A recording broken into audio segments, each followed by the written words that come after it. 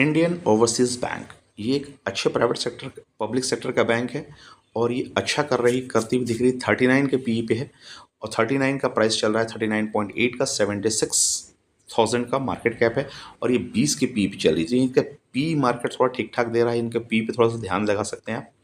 तो पी इनका अच्छा निकल के आ रहा है। तो सेल्स वाई वे बेसिस पे अच्छा ग्रोथ दिखाया इन्होंने। सेल्स में 13% का ग्रोथ है एंड ईबिट में 23% का ग्रोथ पोटेंशियल पॉजिटिव है। नेट प्रॉफिट आपका 46% का नेट प्रॉफिट में ग्रोथ है, 76% का, और ईपीएस में 76% का ग्रोथ है।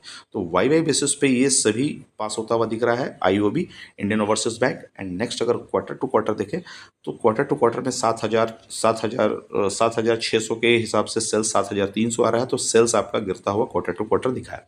ईबिट को देखें तो 4400 पे 4600 आ रहा है, तो ईबिट पास होता हुआ दिख रहा है, अच्छा ग्रोथ दिख रहा है। एंड 1000 के हिसाब पे नेट प्रॉफिट 1100 आ रहा है, तो यहाँ भी प्रॉफिट में भी पॉजिटिव ग्रोथ है।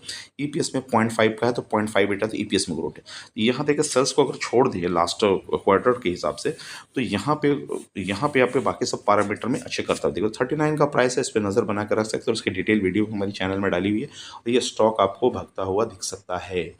कम से कम आपका 20% तो आपको भाग ही जाएगा, क्योंकि जिस हिसाब से इनका पोटेंशियल दिख रहा है रिजल्ट्स।